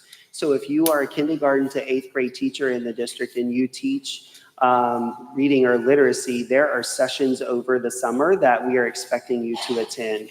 There's also sessions, remember when you approve the calendar, we have those 3 professional learning days built into the school year. There will be sessions offered on those days as well. And then what we also do, we did this year with Eureka and Carnegie on the math side, we'll do it on the literacy side, is as we get close to each new 6 weeks, we have sort of preview and prep sessions. So in the next 6 weeks, here's what we're teaching and working on. Here's what you need to get ready for.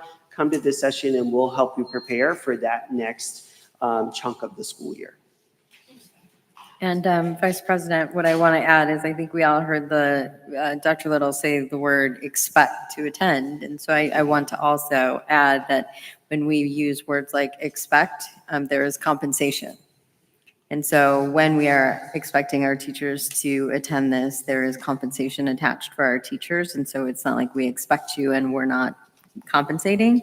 And so that expectation comes with compensation for our educators, because we know that it is that important and that valuable. Our students need our teachers to learn how to do this, and so we put money behind it.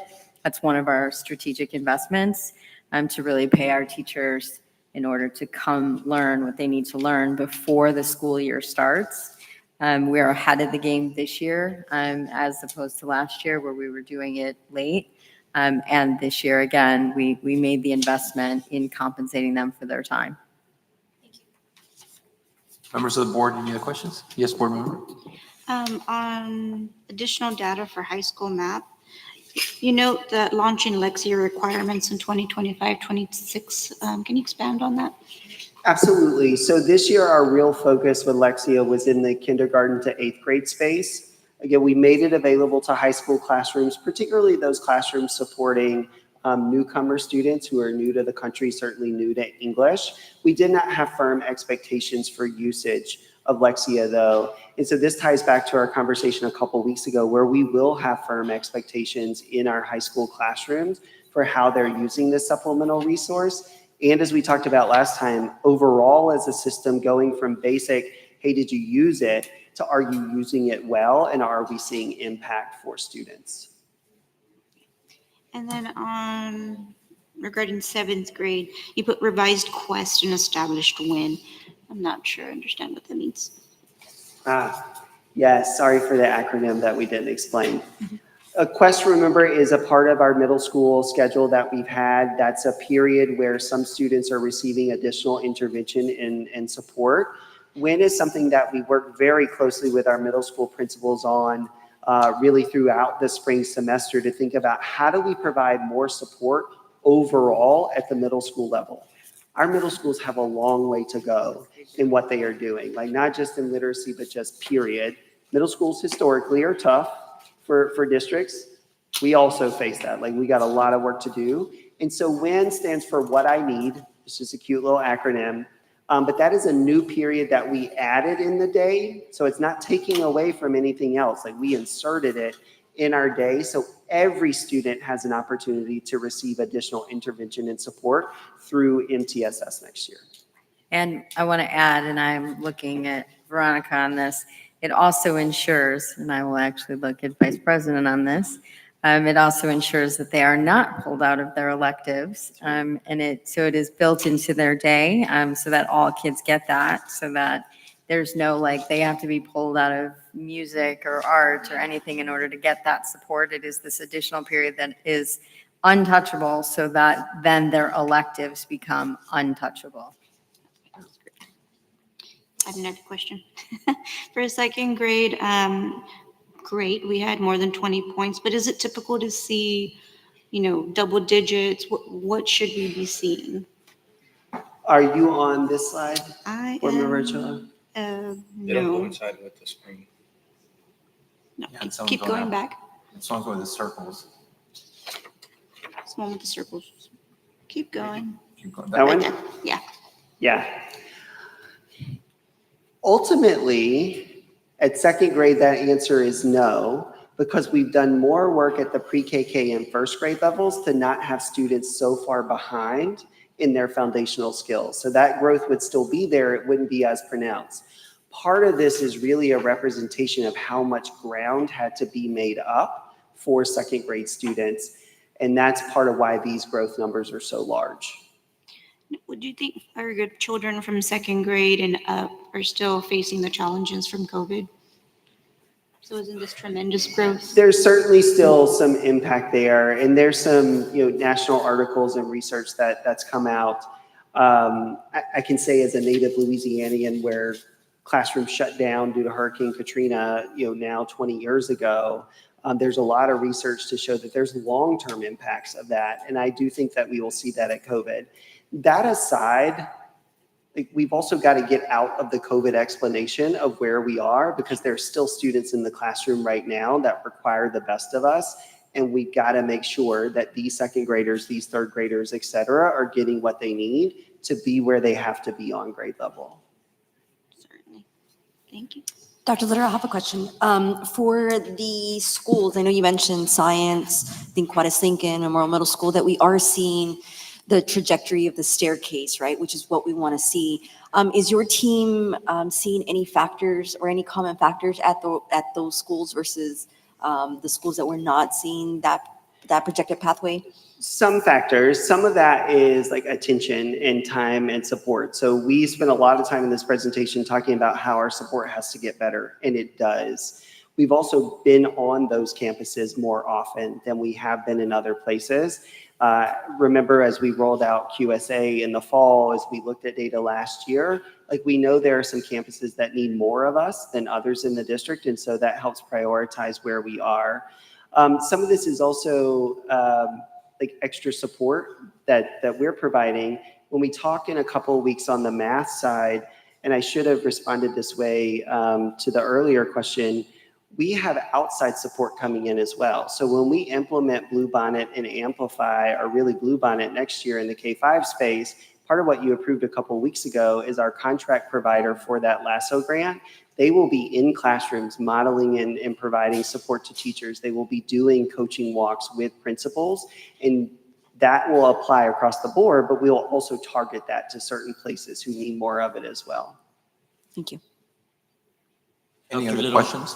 Can you clarify, just for the audience to understand? I know the graph you just passed Uh-oh, with which one? the next one, go before, right there. Like, this is an example, just to clarify how people can understand that they start at 51, we end at 52. It's not just a 1 point gain. Can you explain that so everybody can understand that, please? Yeah, I appreciate that question. And that goes back to our first grade example earlier. To get that 1 point gain, I had to not only be able to do successfully what I did at the beginning of the year, I had to learn enough new content and material and get that right to improve. So it's like getting better at getting better as well along the way. So I had to grow enough to keep up. Really bad example probably here, if we think about a track example. If I had to run a mile in 6 minutes at the beginning of the year and that met my standard, but now I got to run 1.2 miles in 5.5 minutes at the end of the year, that's, again, maybe a bad example. Our runner on the board appreciates that. But I not only, I did that one for you. It's very hard. I not only have to do the initial expectation, I have to do a much harder expectation to be able to show that growth.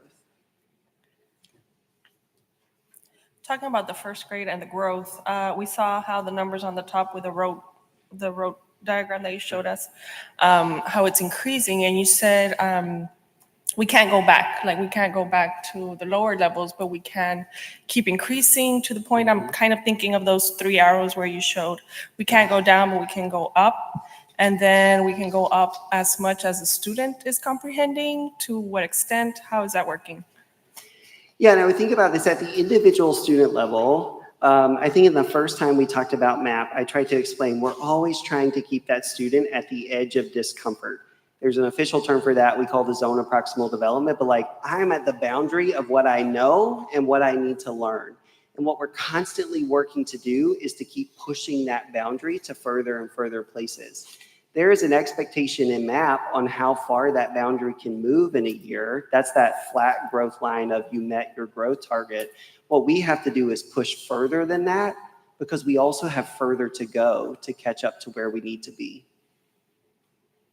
And that's the AI implemented into the assessment tool that That's we're using. right. It's adapting those questions to where I am and what I'm getting right. But that then gives the teacher the important information to know, okay, here's where Derek is. Here's the work I have to do with him so that we see that increased growth by the time we take the assessment again. Again, to the superintendent's point, like a student is really behind all of these data points. What's also behind all of these data points are actions that have to happen as a result in the classroom. Thank you. And Dr. Little, thank you for saying that, because what I was going to follow up with is that as you talk about, and we call it ZPT, right? Like the zone of proximal development, that only happens with instruction. Like that level of rigor, and the principals were like, the word I kept using today was complexity. Even like in first grade, our students should be experiencing a level of complexity every day with every lesson. School should be hard, challenging, grade appropriate, right? Like we don't want our first graders like losing their minds, but school should be challenging because they should be learning new concepts, new skills, new language, new words every day, every lesson, every subject in order for them to continue to grow. And so that keeps them at that zone of proximal development. And if we're not sharing that type of rigorous, complex experience with our students every day, and again, that goes back to how are we helping our teachers grow in that way so that they can then provide that level of rigor and complexity that is grade level appropriate, then we're going to continue to see students run as fast as they can.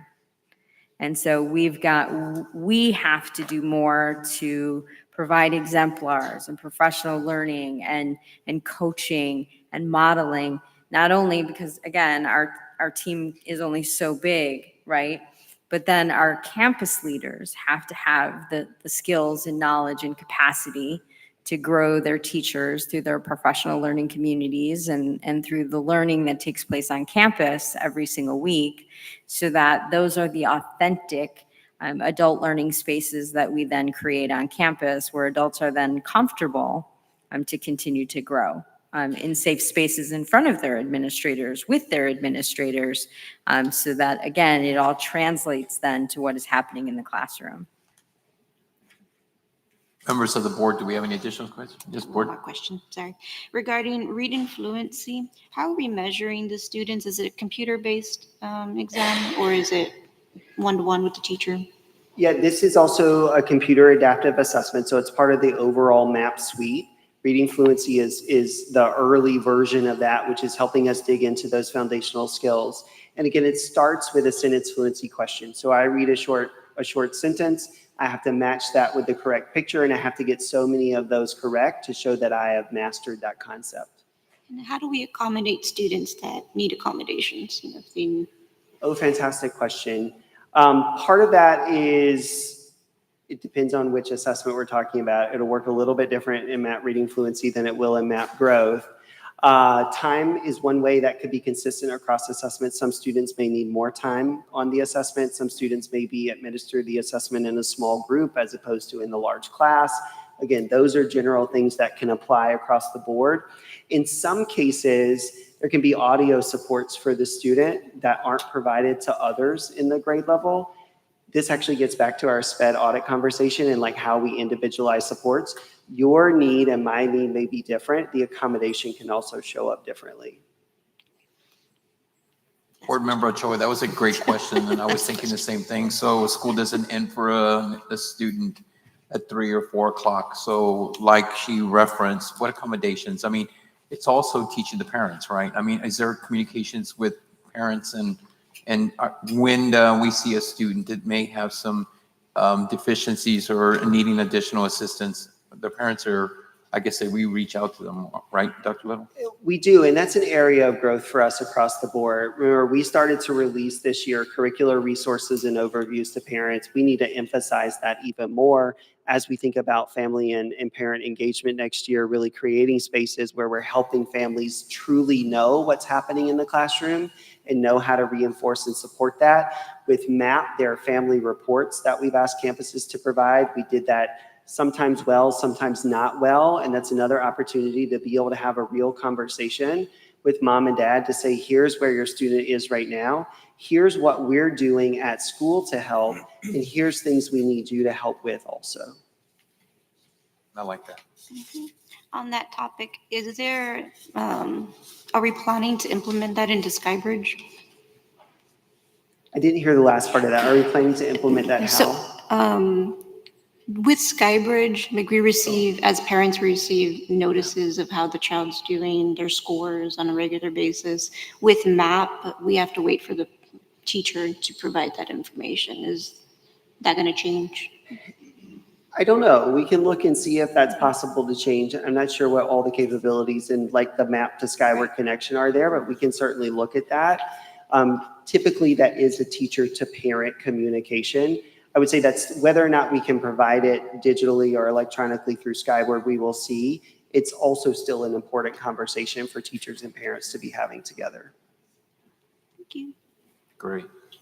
Any other questions for Dr. Little? Great job, Dr. Little. Thank you for the presentation. Thank you. Next item on the agenda is agenda item 7.3, Lone Star Governance Time Use Tracker Report. Joseph, once again. Yes, sir.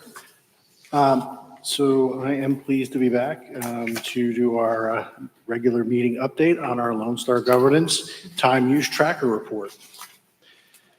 Of course, our work around Lone Star Governance is all about improving student outcomes. And one indicator of whether or not we're driving student outcomes is how we structure our time in board meetings and how much time is actually spent on discussing student outcomes and adult outcomes.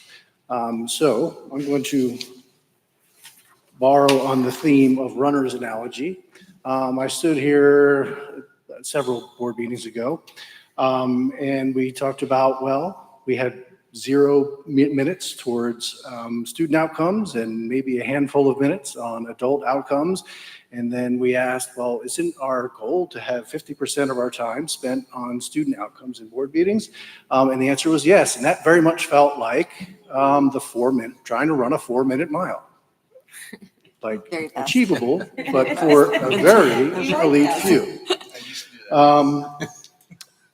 I'm happy to report tonight that is very much achievable because not only did we meet that goal on our May 21st first meeting, but we exceeded it. Look at that, Board President. Good job, Carlos. Yes, good job. So we have 73.8% or 76 minutes of our meeting on May 21st around student outcomes and adult behaviors. And then around student outcomes, we were at 69 minutes at a total of 66.35%. Right, so about that time that we had our special education audit findings presentation. Dr. Sorensen gave her presentations around her constraint progress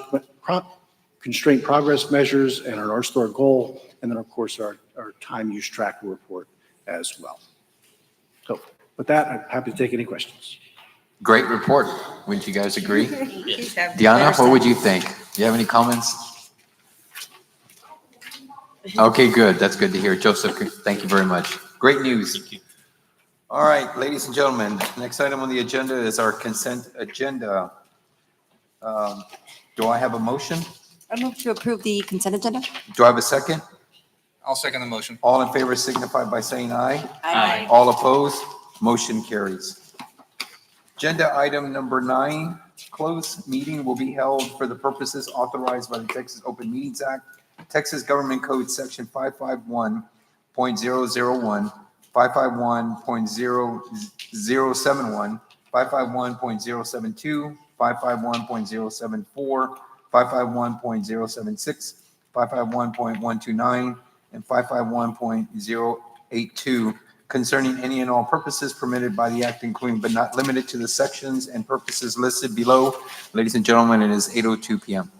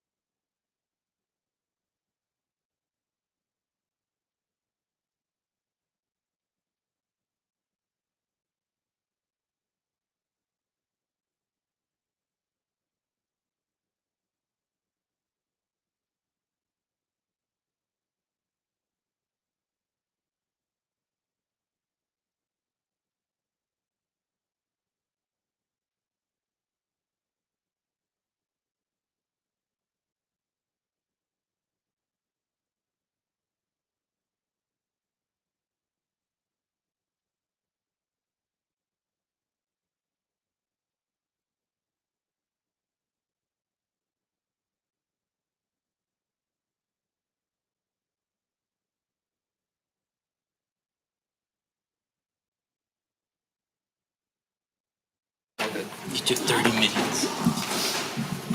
I think it's a record.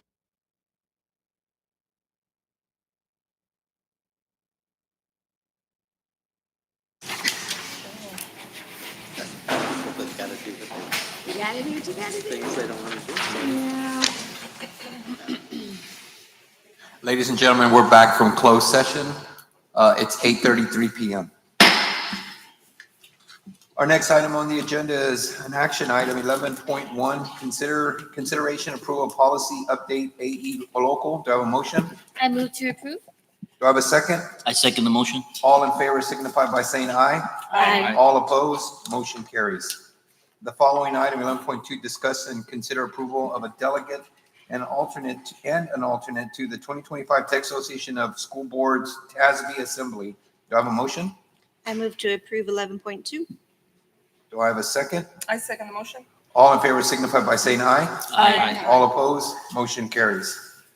Next item on the agenda is 11.3, approval of contract for MAP NWEA Services 2025-2026. Do I have a motion?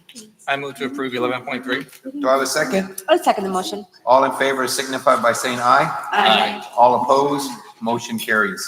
11.4, approval of purchase of Mathia and digital course student licenses for secondary math instruction through education materials and equip RFP. Do I have a motion? I move to approve item 11.4. Do I have a second? I second. All in favor signify by saying aye. Aye. All opposed, motion carries. Next item on the agenda is 11.5, approval of bank depository CSP number 2025-46. Do I have a motion? I move to approve item 11.5. Do I have a second? I second the motion. Does the record state that I will be abstaining from this vote? All in favor signify by saying aye. Aye. All opposed, motion carries. Next item on the agenda is 11.6, approval of policy update DC local. Do I have a motion? I move to approve 11.6. Do I have a second? I second the motion. All in favor signify by saying aye. Aye. All opposed, motion carries. Next item is 11.7, approval of purchasing and acquisition policies, local update 124. Do I have a motion? I move to approve 11.7. Do I have a second? I second. All in favor signify by saying aye. Aye. All opposed, motion carries. Next item is 11.8, approval of policy update 125. Do I have a motion? I move to approve item 11.8. Do I have a second? I second the motion. All in favor signify by saying aye. Aye. All opposed, motion carries. Next item is 11.9, approval of Region 1 Education Service Center Personnel Service. Do I have a motion? Move to approve item 11.9. Do I have a second? I second. All in favor signify by saying aye. Aye. All opposed, motion carries. Next item is 11.10, consider and take possible action to non-renewal Chapter 21 term contract employees who did not request a hearing regarding the proposed non-renewal of their contracts by the deadline pursuant to Chapter 21 of the Texas Educational Code. Do I have a motion? I move to approve 11.10. Do I have a second? I second. All in favor signify by saying aye. Aye. All opposed, motion carries. Next item is 11.11, consider and take possible action to propose the termination of Chapter 21 term contract employee and authorize the superintendent to send notice of proposed termination to employee. Do I have a motion? I move to approve item 11.11. Do I have a second? I second the motion. All in favor signify by saying aye. Aye. All opposed, motion carries. Ladies and gentlemen, next item on the agenda is our calendar. June 2024 is Central Administration working hours, Monday through Thursday from 7 a.m. to 6 p.m., Fridays off. Next item on the calendar is June 18, 2025 is a regular called board meeting. Item 13, school board members, superintendent remarks. Does anyone have anything to say before we adjourn for tonight? I want to add for the TIA and the competitive compensation plan that we worked on, just that not all the school districts are part of the TIA program, right? So, have that in mind for the teachers who, we want the best teachers here. So of course, if you're going to be qualifying for TIA, it makes you one of the best teachers. So just to put that in mind, getting almost to 100,000 compensation Not every district in the valley has that, so just for the teachers. Thank you very much, Dr. Hernandez. Very true. Again, I want to take this opportunity, Marjette. I want to thank you, Dr. Little, Joseph, and Ms. Miller. I mean, your excitement is infectious. I can tell you we leave here motivated. But I also want to congratulate those that have put all the work in. We know it wasn't just, as I mentioned earlier, 20, 40 hours that we spent doing this. You guys spent hundreds of hours working on the presentations that you presented today. And so I hope that, I look forward to the 18th, to our next board meeting so that we can hopefully take action on that particular agenda item. But until then, I'm very excited for all the things that you have done. And we're very grateful to you and your staff for all the hard work you've put into not only preparation, but what you're doing for our school district. Marcy, do you have anything you'd like to add? I would be remiss if I didn't take a step back for a second and really thank everybody publicly who worked on graduation. I haven't really had the opportunity yet to just kind of take a step back and, throwing a graduation. I mean, that's like a huge party. It's an all-day celebration. And so really want to thank Blanca and her team and everybody else who really gets that done and done so well. I know that our students and our families really appreciate it. It is a day-long celebration. And so, Monty, Elda, everybody who really pitches in and, makes it a really special day. Chief and your staff really pitching in, David. It really does take a team to pull something like that off. And so thank you so much. It is days of just, making the space as beautiful and wonderful, but months of planning, kind of similar to what you're saying. It's not, it looks beautiful on the day, but that is months of work. And so thank you for that work. But now that we're kind of, in that last summer month before we close down, really just want to thank everyone for the work that they're putting in on ADSE. Our summer programs are really thriving. I know that, there's a few of you sitting up here that have kids in our summer programs, and it was really great to hear from you guys the experience that your students are having in our summer programs. And so, they're learning, and it feels different this summer, and learning is actually more hands-on and more exciting, and our kids are really getting to learn STEM and STEAM and in reading and math and in different ways. And so we're very excited to be able to bring that type of programming. And I cannot thank our athletic coaches enough for all that they're putting into our strength and conditioning program for our 6th through 12th graders at our comprehensive high schools. So there's some really great things happening across our district that we don't talk about enough, but it truly does take a team to get all of that done. And so I just really want to thank everybody as we kind of wrap up those final weeks of the year. It's hard to believe we've already had 2 graduations under our belt. How time flies. So with that said, do I have a motion to adjourn? I move to adjourn this meeting at 8:41 p.m. Do I have a second? I second the motion. All in favor signify by saying aye. Aye. All opposed, motion carries. We are adjourned.